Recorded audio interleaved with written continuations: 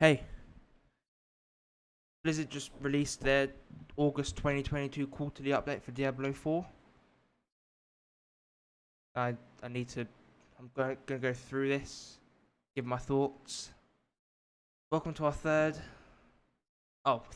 quarterly update 2022. We hope you enjoyed last quarter's dive into the playstyles of our final launch class, the Necromancer. That blog, yeah.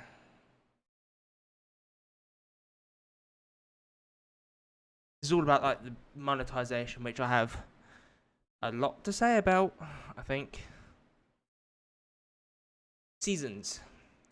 Hello, heroes of Sanctuary. My name is Joe Pi Piora, the Associate Game Director responsible for game systems and live service. I hate the word live service because it just fucking means they're gonna hold shit back. Today I finally get to talk about our high level plans for Diablo 4 seasonal content updates. We are in the exciting point of delivering the high quality quarterly releases Diablo 4 deserves. Okay. Oh, oh, like the quarterly. Okay, I thought they meant like quarterly game update. I was like, what? Game's not out yet. As our game director Joe Shelley noted earlier, we're pursuing a seasonal reset structure for our live game. Okay, that's normal. Diablo is a game about choice and possibility. Yeah, that is entirely what Diablo 3 is, choice. We feel it is at its best when you get a clean slate to start from in a season, picking a class, customizing your build, and chasing down items that support it along the way. This affords us several advantages, and chief among them is that we can really shake the box of Diablo 4 for each season, creating unique experiences with each of our quarterly releases. Oh wait, so the game updates are quarterly?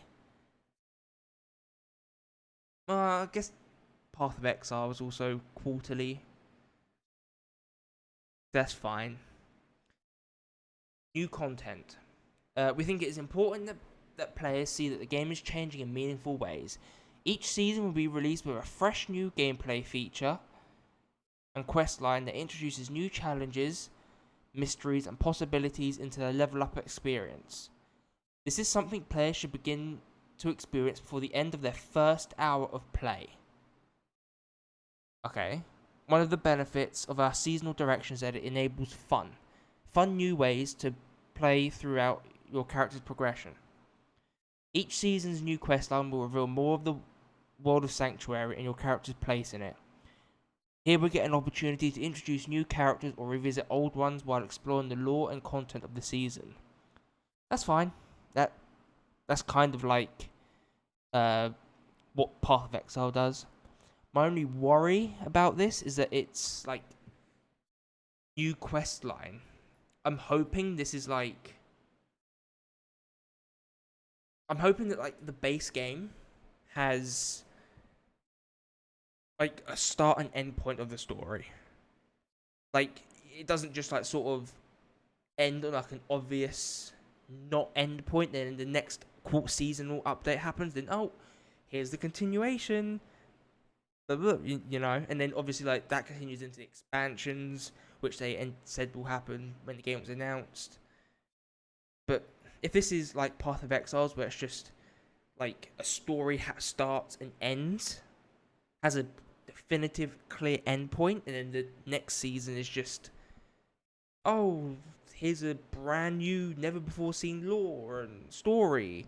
It has no relation apart from minuscule things, unless we've already set it up to the previous one, right?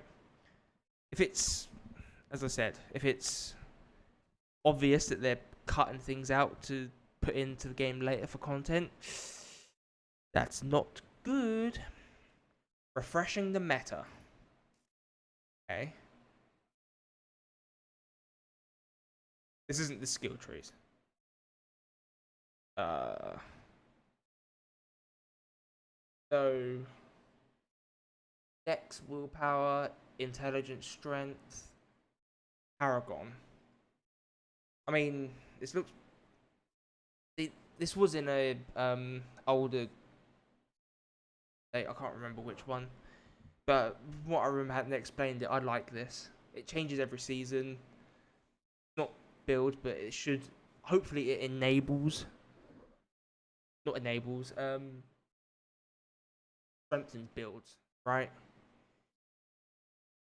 Um, Diablo 4 is a vast game. We want to ensure that we are keeping existing content and features in a place where they remain fun and challenging to participate. To that end, we will always be evaluating the state of the game to regularly revitalize older stomping grounds. One clear example here is looking at the relative balance between classes, builds, and powers. Diablo is a game that is about creating exciting, overpowered builds, and while we don't want to balance the fun out of the experience, we don't want to create situations in which imprecise tuning squash creativity. We will constantly be adding new legendary and unique items. They already contradict themselves. We don't want to create situations in which in which imprecise tuning squash creativity. Obviously, not a direct contradiction, but this is the issue with Diablo 3, and it's going to carry over into Diablo 4. We will be constantly adding new legendary and unique items, and this is what the game is going to be built around. That's not a good thing. Like, obviously, I haven't played the full game. I haven't played the beta. I don't know every single system in and out of the game, right? But the game is going to be built around set pieces. What's the point of me, if the game has crafting? I don't know if it's confirmed. I would assume so. What's the point in me crafting a rare piece of gear when I can just go and get a legendary piece of gear, which is probably going to have like plus 2,000 damage on it? If they really want people to be truly creative with their builds, they would make rares equal or more important than legendary uniques. But they're not going to do that. And I think that's already like a misstep by them of changing up the game from Diablo 3. Paragon boards, glyphs, and more that will continually refresh the meta and create new build opportunities. Man, that's disappointing. See, I like this, right? This is very reminiscent of proper skill tree. This isn't the character skill tree, but this is, I would assume, once you hit max level, which is good. Also, I hope these points reset every season. I'm not sure. They say if the points do. They doesn't say. Level up experience. Maybe? Basically, I hope this does reset. If it doesn't, it's going to create pretty large gaps in power between like a casual player and a hardcore player. Improving the game. Each season, we'll be looking into ways to simply improve the player experience. The live product, we intend to hold Diablo 4 to an exceedingly high standard. We are here to build a live game that we can be proud of. And the best way to do that is by engaging our players directly. Then fucking listen to your players. Jesus Christ. The player base has literally told you, Blizzard, like 3 times to change up how the gear works. And they just don't listen. Based on the feedback that we receive, the team will identify quality of life features and polish work that can be done to improve the overall game experience and invite the community to vote upon their priority. While we cannot always flip a switch to tackle something immediately, but you can, which is fine, you can rest assured that we'll be active in improving the quality of the game experience for years to come.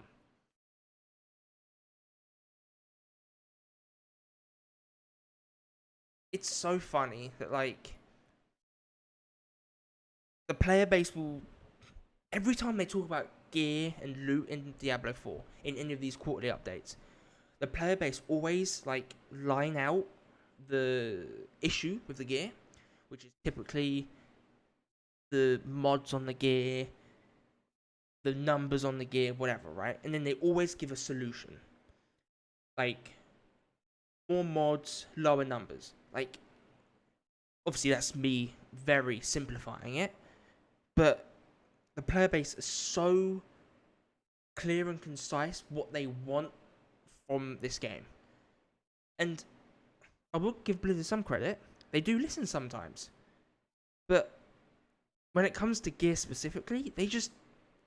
It's like they listen, but only half listen. They like listen to specific words. Like, I remember a time there was like... They added like angel and demon thing, like mod, like stats to gear. I think they removed it. But like that isn't the issue with gear. The issue with gear is the numbers being too big and that rare items are going to be useless. I really hope they just eventually listen to that one day, because if the game launches like the legendary unique items, oh, and that's what's most important. Same happened between like Borderlands 2 and 3, right? Borderlands 2, you can find blue quest gear, which is relatively helpful. Like a unique drop, which is maybe it's not like the best of the game, but it enables a build. Like the I forget what it's called. It's the one that's got like no shield on it, but increases your health by a fuck ton. Like just little things like that.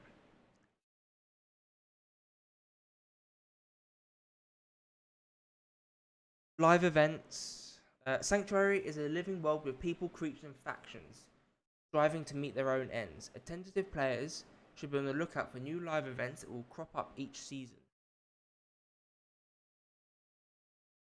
An example of a live event might be the warning of an impending invasion of the drowned, which may last a weekend.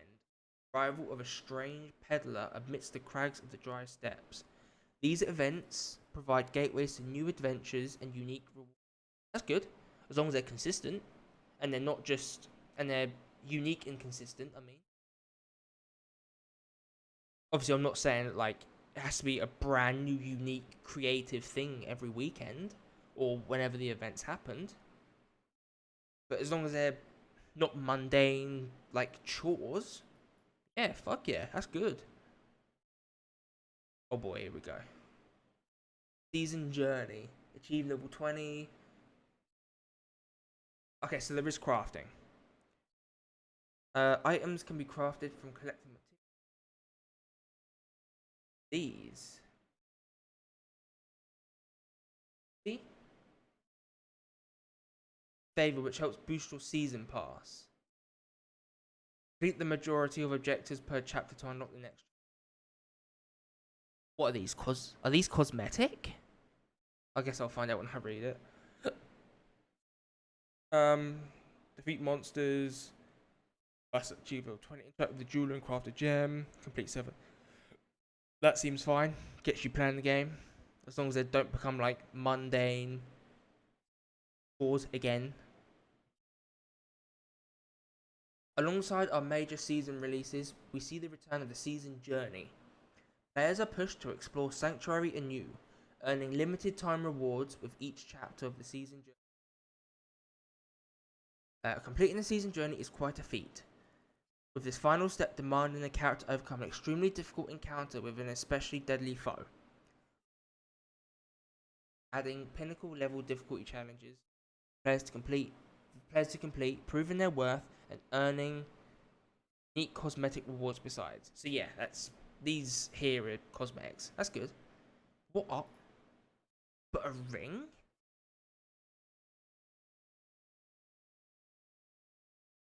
Why would you have a cosmetic ring? Like Diablo 3. Oh boy, here we go. Season Journey is free for all players. Okay. Completing Season Journey objectives also grants progress towards the Season Pass. Oh boy, we're getting into the monetization. I've got a lot to say on this.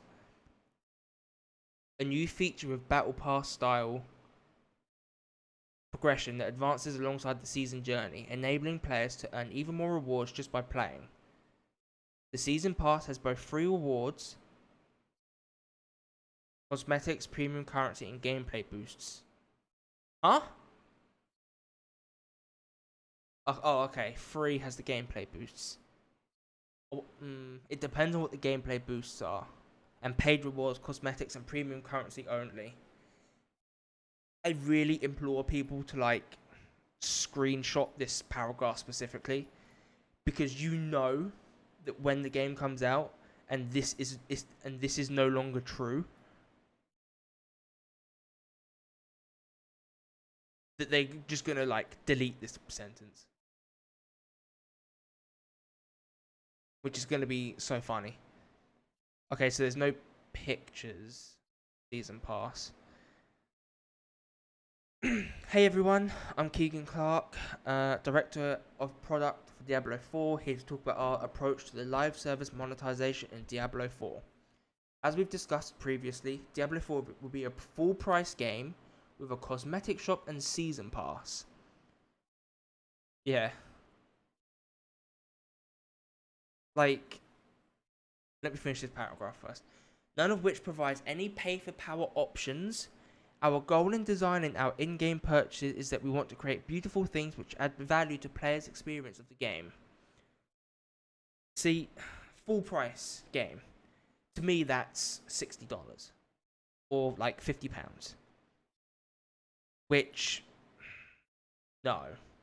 If you want to put cosmetics in a live service game, you make the live service free to play. Right?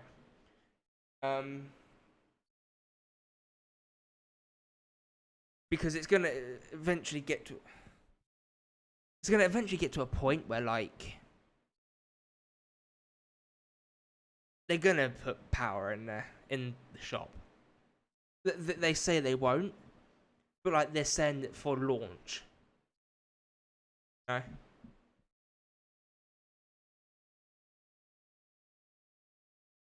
Our goal in design. Oh, I read that. The scale of Diablo 4 seasons is much more ambitious than what we've done in the past on Diablo 3. Large-scale development team dedicated to seasons after launch. Diablo 4 will be supported by an army of developers for years to come. Many live service games, before they come out, do they say, oh yeah, we've got 10 years of content planned out, we've got 5 years, we've got, you know? And then they all fail. For all the exciting plans we have for seasons, we want them to be enjoyed by everyone, regardless of whether they buy anything from the shop. I'm grateful for the opportunity to finally share more of the community about our live service model. Okay, so there's nothing here about expansions. Because they did say in, what was it, 2019? That there would be expansions. Seasons will add all new gameplay, quests, and quest challenges, meta changes, and quality of life improvements. Season Pass recognizes players' dedication with greater rewards, unlocking as you play more throughout the season. There'll be a single track of rewards with free tiers that are unlocked by playing the game and leveling, and premium tiers which will provide no in-game power or advantage over other players. The free tiers of the pass will provide gameplay boosts to all players. Things which make the journey of leveling up a fresh seasonal character faster and more streamlined. Hold on. In contrast, the premium tier rewards are focused on aesthetics, providing a huge value in the form of cosmetics and premium currency. Many of the rewards embody the seasonal theme, helping players show off their participation in that season. Let's talk more about what players can expect. Like, Throughout the pass, players can earn a variety of rewards for free just by playing at any point during the season. Players can purchase a premium pass to unlock the ability to earn premium rewards. Rewards tiers containing seasonally themed cosmetics and premium currency. Season pass rewards cosmetics like the shop. These don't affect gameplay. Additionally, certain cosmetic types are exclusive to season pass. So once again, another live service game that doesn't adopt the Halo Infinite season pass model. The season pass awards premium currency. Players can spend this currency on cosmetics often in the shop. Yeah, whatever, that's fine. Okay. Season pass awards free season boosts. Boosts accelerate players' progress for the duration of the season. For example, a season boost might accelerate XP earned to make leveling multiple characters in a season faster. Because they affect gameplay, season boosts are free rewards for all players. We want to be clear that players can't unlock season boosts more quickly through purchases. There is no way to unlock more boosts or boosts at a faster pace by spending money.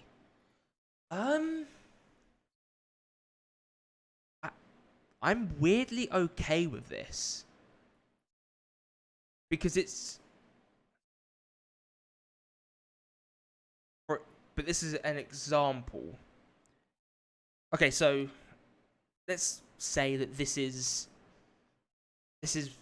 like the season boost is an XP boost for the whole season, right? I think this is fine. This just makes leveling alts less of a pain.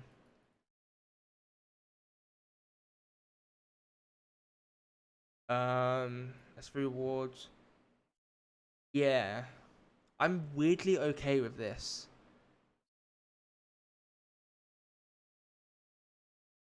Players can't upgrade season boosts just by purchasing tiers because they also have to earn level milestones to apply them.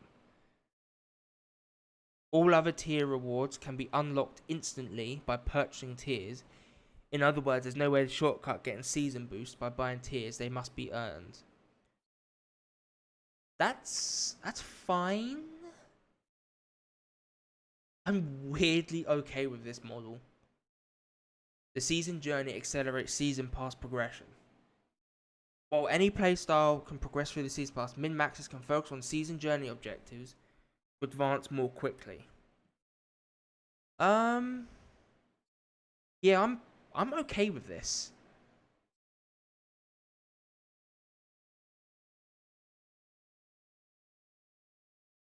If like the boosts are specifically for like so that your alts are less painful to level and get to end game with, yeah, that's fine. That's completely fine in my opinion. Yeah, I'm okay with that. The shop. Here we go. The way we approached designing the shop and the cosmetics within it was by thinking about the experience we want players to have. We want buying things to feel good. Before, during, and after purchase, if players choose to buy something, it should be because they want to, not because they feel like they have to. Okay, that's not gonna last long. It should also be clear that players exactly what they are getting before they choose to buy, with no unpleasant surprises. Shop's cosmetics build on top of the foundation of a huge variety of transmogs from weapons and armors. Hold on. The shop's cosmetics built on top of the foundation of a huge variety of transmogs from weapons and armors players will find in game. It's also important to us that the shop is grounded within Diablo's world. So our cosmetics are holistic fantasies, the individual components of which can be mixed and matched with transmogs from armors acquired in-game for endless customization options. Um,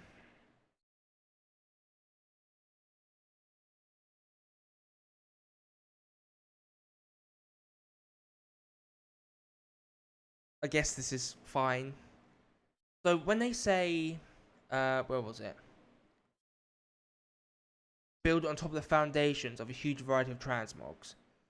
Now, what I'm hoping this means is that, say for example, I don't know, let me reopen this. This one here, the Fractured Magic set. I'm hoping that this set is in game, but you can just buy, like, I don't know, one with like on the hat here, you can buy one with like an animated texture on it. If that's what they mean by building on top of the foundation of transmogs, that's fine.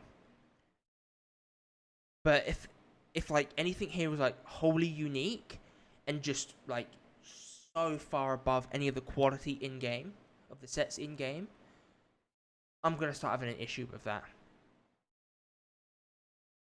Let's talk about more what players can expect. The shop sells cosmetics for premium currency. Hold on, did they say that free? Hold on, where was it? Okay, so you can get premium currency with the free tier. That's fine. That's good. That's a good start.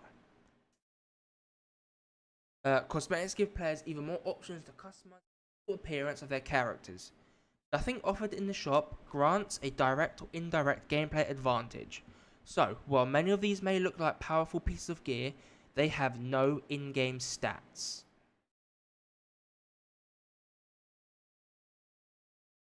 Why is this so blurry?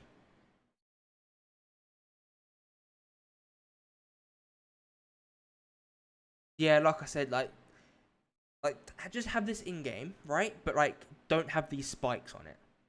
If that's what they mean by building on top of the foundation of transmogs, that's fine. The shop is optional, obviously. Players can experience all core and seasonal gameplay features without spending money. Our goal is for players to enjoy going to the shop, buy something when it catches their fancy, and walk away happy with what they bought. The shop is transparent. It's important that players know exactly what to expect before making a purchase. We've built preview functionality that enables players to closely examine every detail of the cosmetic on their own characters before deciding to make a purchase. I mean, that's a good system. Holy shit. This is premium? I guess it's fine. Right, it's an isometric game. The best looking cosmetics aren't exclusive to the shop. Diablo 4 will ship with hundreds of transmogs unlockable from drops in game, including dozens of armor sets of the highest visual quality. There are incredible pieces, unique and legendary quality items for players to find without ever going to the shop. The shop offers more diversity of choices, not systematically better choices.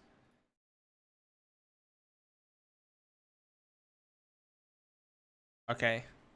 So this is shop stuff. This is in. Because I already saw that in the above picture. Honestly, this looks fucking sick. Left one.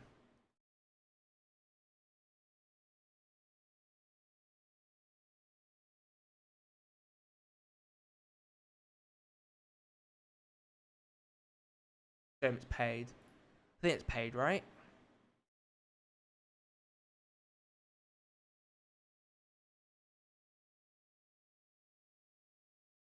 Assume so.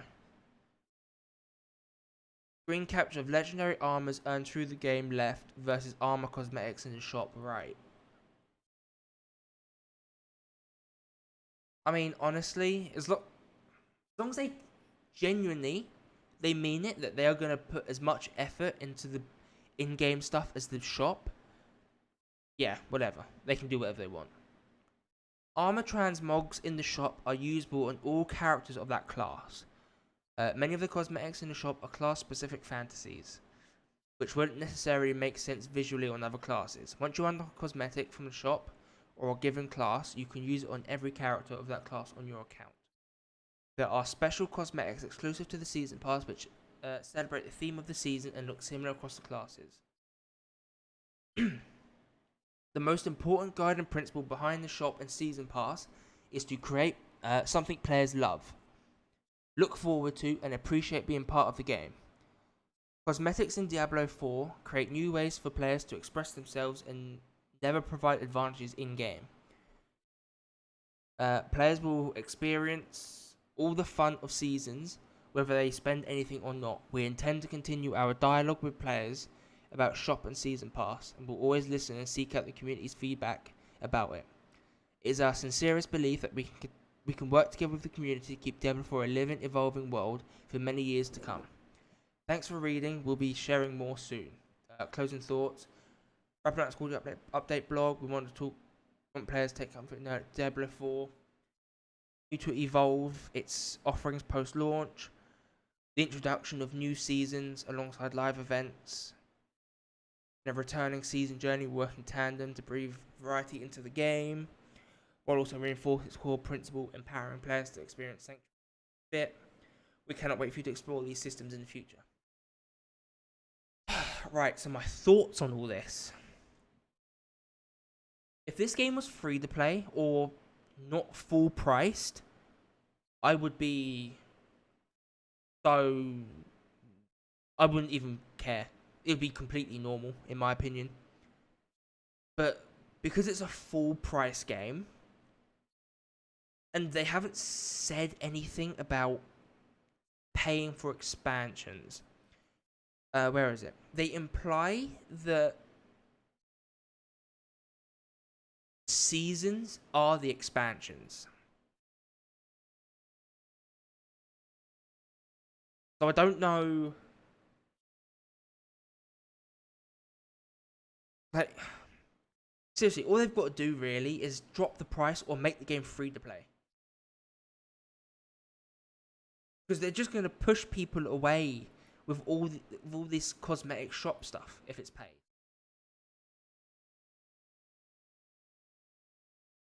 Like, who goes to buy a game, right? And then first thing they go to look up a game. Like, oh, I wonder if I'll like this. Let me do some research on it. Tap, tap, tap, tap, type, type. Oh, the first thing they see. Oh, what's the shop like? Oh, that's not quite what I wanted to look for. You know, it's...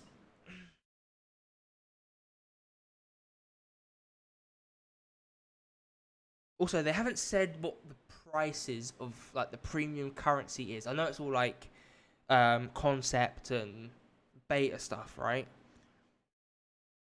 But, like, I know they put everything here as 666. But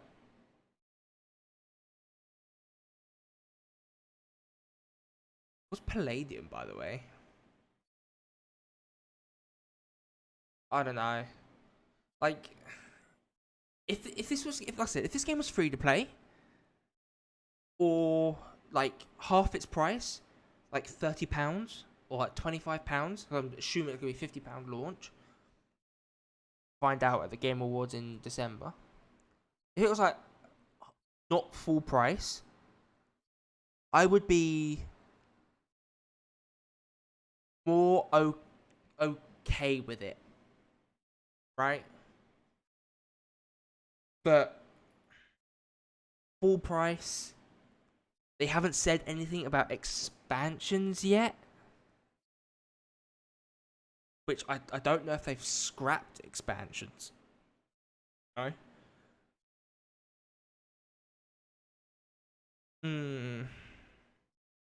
I need to see more of this. I need to see the prices, the price of the game. I know they said it's a full price game.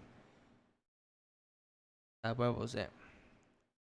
Basically, anyway, they said it's a full price game, right? I think they said it here.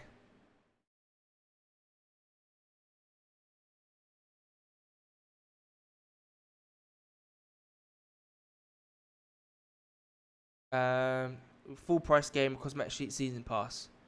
They don't say anything about expansions.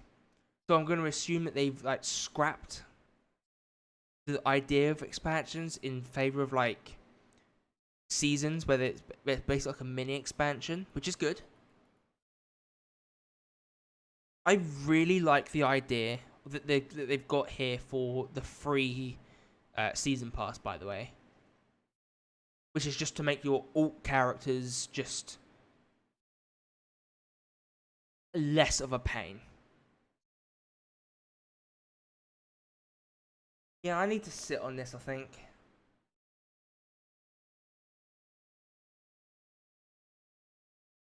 Because at the moment, this all seems fine. Like, completely fine. It's just that I think the price of the game is too high. If you're going to sell cosmetics, you know? Okay, that's my thoughts on this quarterly update. See you next time.